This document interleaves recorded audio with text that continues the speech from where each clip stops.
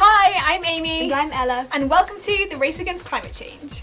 This week, I'm going to be looking into the tech of Formula E Fanboost and attack modes. And I'm going to be looking at how we can reduce our carbon footprint through our shopping and our diet.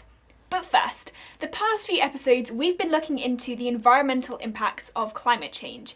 But this week, I'm taking a closer look at the social impacts of the climate crisis. Here's what I found out. The impacts of a changing climate on the environment are talked about a lot, but tied closely to these are the socio-economic impacts of climate change, the social and economic factors that are influenced by the climate crisis. Changing weather patterns, rising sea level, and loss of species that we're set to experience as the climate changes will all have serious adverse impacts on humans and the resources that we rely on. For a start, climate change threatens one of the key resources that we need to survive: water. Not only will migrating jet streams cause a different spread of rain and snowfall, as covered in last episode, but we're also losing a key source of year-round freshwater from melting glaciers. The meltwater from mountain glaciers in the Himalayas and Kilimanjaro are relied on for irrigation and drinking water by the populations in these regions. The loss of just the Himalayan glaciers could result in 1 billion people losing their primary source of fresh water. And water is relied on for a lot more than just basic survival.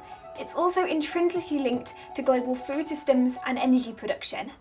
Water is required to generate renewable energy through hydropower, but it is also required as a coolant in nuclear power plants. Reduced river flow to power plants due to climate change could make it more difficult to generate energy in these ways. When it comes to food systems, a warmer climate also means that more water will evaporate from the soil in regions where water is already in shortages. This means that there will be adverse effects on soil fertility and therefore crop yield. Experts say that this will create conflicts within and between countries for limited supplies of water and land for food production. Malnutrition already kills an estimated 7 million people per year, with a further 2 million killed by complications due to lack of access to fresh water. The negative impacts of climate change on food and water availability are only expected to magnify these numbers. That's why climate change is expected to cause a rise in the number of climate refugees, people who have been forced to flee their homeland due to climate change making them uninhabitable or unfavourable to live in. This could be due to intense drought or biodiversity loss, or even displacement due to intense storms or sea level rise. Sea level is expected to rise by up to 6 feet by the end of the century, threatening populations that live in coastal regions and reducing living space. Paired with storm surges and intensified hurricanes, and it becomes even more dangerous. According to the World Health Organization, rising temperatures and changing precipitation patterns due to climate change have already claimed over 140,000 lives.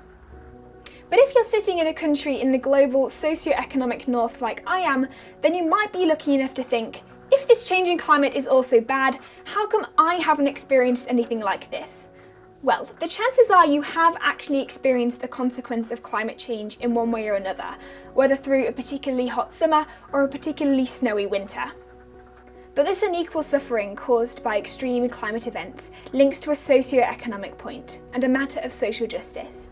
It's those who have contributed the least to climate change that'll be the hardest hit by its effects.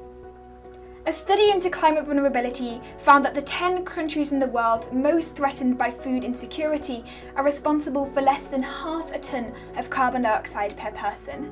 Collectively, that's just 0.08% of the total global carbon dioxide released. Climate change also goes hand in hand with racial injustice, where BIPOC communities are more likely to be impacted by the consequences of the climate crisis. For example, in the aftermath of Hurricane Katrina, 80% of people living in the flooded areas were non-white, and the indigenous people in Brazil have a high vulnerability to climate change, despite being guardians of their traditional territories and respecting the environment they inhabit. To be able to deny the existence of climate change is a privileged situation to be in, as there are already millions of people around the world who are suffering its consequences, or are set to lose their livelihoods or even their lives. And for anyone who comes from a stance of climate change denialism, remember, unless we take urgent action to curb our emissions before it's too late, the consequences of global climate change will negatively impact us all. Seeing the threat that climate change poses to people and to wildlife around the world is a clear reminder of the urgency with which we need to take action to address this crisis and to stop unmitigated climate change before it's too late. And Formula E is helping to do just that. So to give back to some of the fans supporting this movement, we're giving one of you the chance to visit the Envision Virgin Racing headquarters in Silverstone. Check out our Formula E VIP competition.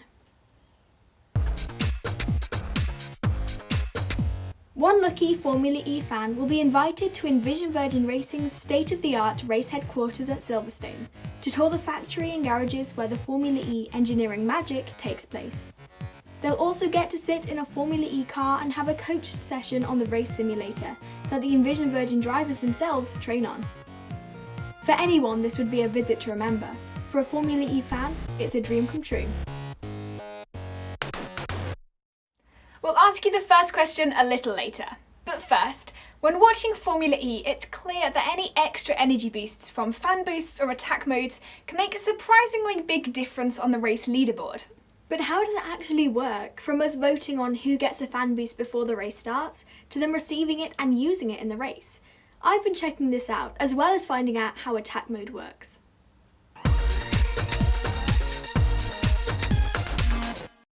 Whether you're a fan of Formula E or not, you've got to admit it's one heck of an exciting motorsport to watch. It's certainly full of thrills, and since its first race back in 2005, it's had more than its fair share of spills. Admittedly though, it's perhaps not the sport for all motorsport purists, or fans of the faster, but some may say more boring category of Formula One. But for those wanting excitement and strategy-packed racing that has robust environmental credentials, there's nothing else like it. One factor in this is that since the conception of the championship, the innovative Fan Boost feature has manufactured a unique level of spectator participation. I mean, how many other motorsports enable fans to determine which drivers get an extra boost of power to use during the race? But apparently, this viewer input is what some people dislike about Fan Boost, making it something of a Marmite feature. But love it or hate it, this is how Fan Boost works. When Fan Boost opens 5 days before race day, fans have one vote per day, which they award to a driver. On race day, they can vote up to 15 minutes into the race. How cool is that? Voting is simple. You just open the Formula E app or website on your device, go to the Fan Boost area, and then choose the driver you want to give your vote to.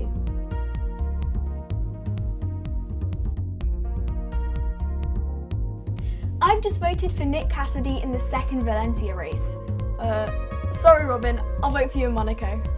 During the race, the 5 drivers that top the Fan Boost leaderboard get an extra boost of power for 5 seconds to use in the race. Used well, this could make the difference between pulling off a crucial overtake or defending a position from a competitor.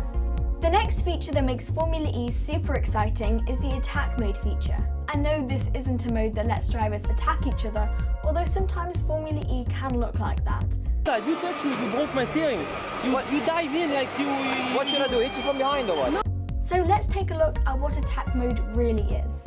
Well, the first thing to say is that attack mode also gives the drivers a power boost, but unlike with Fan Boost, all drivers get this boost, as it's built into the race format and literally into the track layout itself. On a designated corner, which the teams only know about 1 hour before the race starts, there will be some sensors that detect when a car goes over them. On passing over the sensors, the car goes into attack mode and gets around an extra 25 kilowatts of power for a duration set for that particular circuit. The car's halo goes blue to let fans and drivers and TV commentators know what power mode the cars are in. For the period of time a car is in attack mode, it has a significant advantage over cars not in this mode, so when used effectively, it can have a noticeable impact on a race. Not only to gain or protect position, but to help with energy consumption say. There is a downside to attack mode though. Because the driver has to leave the racing line to activate it, it costs them a bit of time. For this reason, there's a lot of strategy and thought from the driver and team that goes into planning when their car uses attack mode. There are certain rules around attack mode, like they can't use it on the first 2 laps, and they have to use attack mode a specified number of times in the race. If they don't, they're penalised. Imagine if they could use it every lap. Attack mode leads to some interesting and exciting action, as too can Fanboost. And for this reason, in my opinion as a novice of Formula E, I think they're positive features that enhance the sport for spectators. What are your thoughts on these two features that are unique to Formula E? Question 1. Why is the unequal suffering caused by climate change a social justice issue? Our journey to become a net zero family has been a difficult but an exciting one, as we continue to reduce our carbon footprint and find alternatives and solutions. This week it's continuing, and I'm taking a look at how we can reduce our carbon footprint by changing our diet and our shopping habits. Take a look. So far this year, we've calculated our carbon footprint, we've changed our energy supplier, we've reduced drafts and heat loss, and we've also taken some other measures to reduce our energy waste as well as our energy consumption to begin with. But one thing on our net zero to-do list, which actually represents quite a significant amount of the carbon dioxide emissions that we're responsible for, relates to food consumption.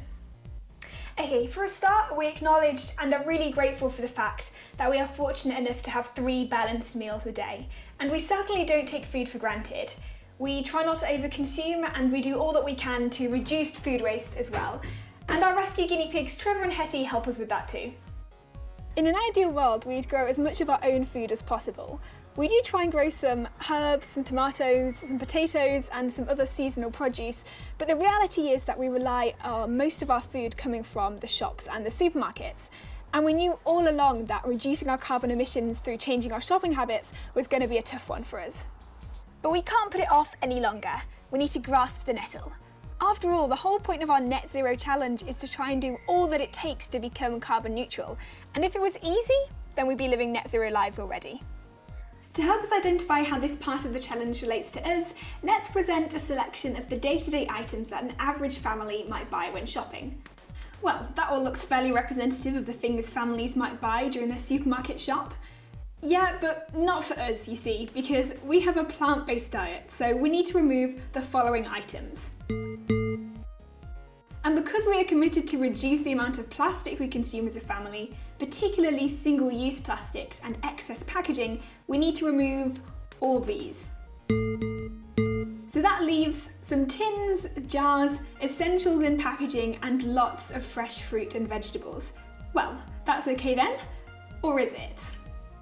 Unfortunately not. You see, much of the fruit and veg we might normally pick up from the supermarket is likely to be shipped in from overseas, particularly the fruits that we like, such as mango, bananas and grapes. And as of this week, because of their carbon footprints, these are now no-nos. As phase 1 of our low carbon food drive, we've committed to only buying fruit and vegetables that are seasonal to the UK and locally sourced, so British or even more local. So this week, our mum went to the local greengrocers to chat about this and to buy some loose and locally sourced produce. And on her next supermarket trip, she only bought British grown produce. Now, as we're currently heading towards the summer months, buying local fresh fruit and vegetables is relatively easy. The challenge will come as we start to head into autumn and then winter, when our seasonal British fruits come to an end. But more what we might do about that next time. Remember, you can find all the information needed to make similar changes yourself in our Race to Net Zero guides. Question 2. What sort of diet do we have as a family to help reduce our carbon footprint? And now for question 3. How long does a Formula E Fanboost provide extra energy for? And just as a reminder of how to enter the VIP competition, take a look at the details in the description below. Well, that's it for this episode. Thanks for watching. Make sure you join us next time, as I'll be looking into deforestation and its links to climate change. And we'll be looking at more ways to reduce our carbon emissions through changes to our diet and the food we buy. Until next time, bye!